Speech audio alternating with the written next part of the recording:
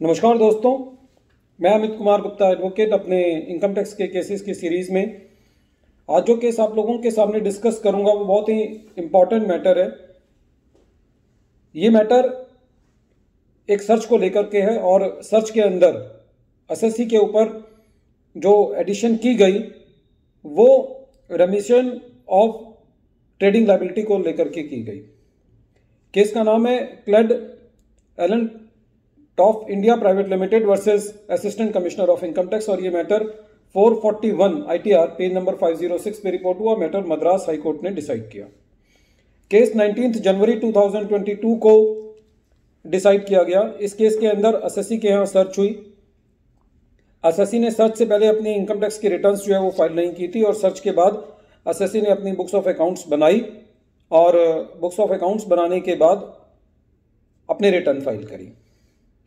जो ये बुक्स बनाई गई उनके अंदर कुछ क्राइटर्स जो हैं वो outstanding at the end of the year जो है वो खड़े हुए थे और काफ़ी सारी पेमेंट्स एसएससी ने जो है वो कैश में की हुई थी। असेसिंग ऑफिसर ने सेक्शन 40A सबसेक्शन 3 के अंदर डिसअलाउंसेस किए और सेक्शन 41 सबसेक्शन 1 के अंदर क्राइटर्स को एसएससी के इनकम में ऐड कर दिया। एसएससी का ये कहना था कि साहब ये तो मेरी बुक्स के अंदर ही फिगर्स आ रही थी और इनके ऊपर जो है वो एडिशन नहीं किया जाना चाहिए। जो सेक्शन 158BC और 158BD, क्योंकि ये पुराना सर्च का मैटर है, तो उस असेसमेंट के अंदर खाली इंक्रिमिनेटिंग मटेरियल के बेसिस पर ही आप मेरी असेसमेंट कर सकते हो और मेरी बुक्स जो है वो मेरा इंक्रिमिनेटिंग मटेरियल नहीं है। बेसिकली मेन जो इस केस में एसएससी की प्ली थी वो ये थी। लेकिन फिर भी असेसिंग ऑफिसर ने एसएससी की बात नहीं मानी और मैटर जो है जितना भी सेक्शन 41 सबसेक्शन 1 और 40A सबसेक्शन 3 जो कि कैश पेमेंट्स का होता है उसको लेकर के असेसिंग ऑफिसर ने एडिशन कर दिया। सीआईटी अपील ने एसएससी को रिलीफ दिया। मैटर आईटीएटी गया और आईटीएटी ने भी जो असेसिंग ऑफिसर का ऑर्डर था उसको रिस्टोर बैक कर दिया।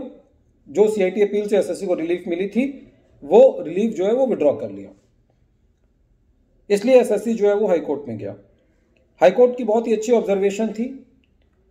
हाईकोर्ट का ये कहना था कि जो एसएससी है उसने अपनी रिटर्न्स जो फाइल की है वो सर्च के बाद की है और एसएससी जो है जो ये बात कह रहा है कि मेरी बुक्स ऑफ अकाउंट्स जो हैं उनके बेसिस पर आप मेरा एडिशन नहीं कर सकते, कोई इंक्रिमिनेटिंग मटेरियल जो है वो आपके पास नहीं है, तो इसके ऊपर हाईकोर्ट का कहना यह था कि आप ये बुक्स बना करके तब लेकर के आए जब आपके यहाँ सर्च हुई। उससे पहले आप डिपार्टमेंट के पास नहीं थे, आपने अपनी रिटर्न फाइल नहीं की थी, इसलिए ये बुक्स भी जो हैं वो इंक्रिमिनेटिंग मटेरियल है और आप ये सब्सटेंशिएट नहीं कर पाए कि ये सेक्शन 41 सबसेक्शन 1 के अंदर जो आपकी एडिशन की गई है ये गलत की गई है। आपने ये प्रूव नहीं किया है कि उन क्राइटर्स को आपने बाद में पेमेंट कर दी है और उनके दस्तावेज आप असेसमेंट के दौरान जो है वो सबमिट नहीं कर पाए हो और बाद में भी नहीं कर पाए हो, तो इसलिए जो भी एडिशन आपकी की गई है वो वैलिड है। फ्रेंड्स, इस केस के डेलिब्रेशन से जो मेन बात निकल के सामने आती है वो ये निकल के आती है कि यदि एसएससी के यहाँ सर्च हुई है और उस सर्च के अंदर जो इंक्रिमिनेटिंग मटेरियल मिला है डिपार्टमेंट उसी बेसिस पर आपके यहाँ एडिशन कर सकता है। जो आपकी बुक्स ऑफ अकाउंट्स हैं, जो आपके पास पहले इंफॉर्मेशन थी, उसके बेसिस पर वो नहीं कर सकता।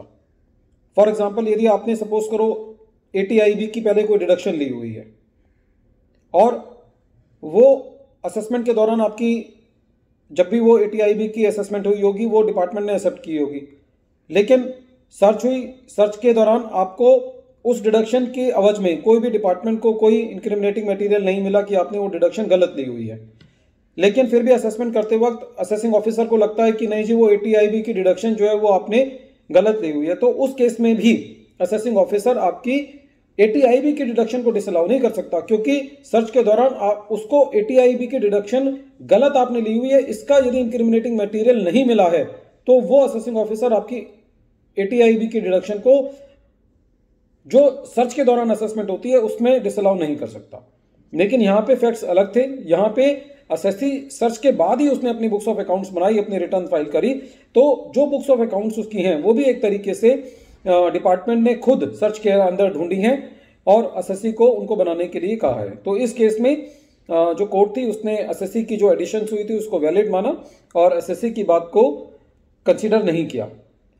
फ्रेंड्स, एक बार फिर मैं केस का नाम रिपीट कर रहा हूं। केस का नाम है Clad Allen Toft India private limited versus assistant commissioner of income tax.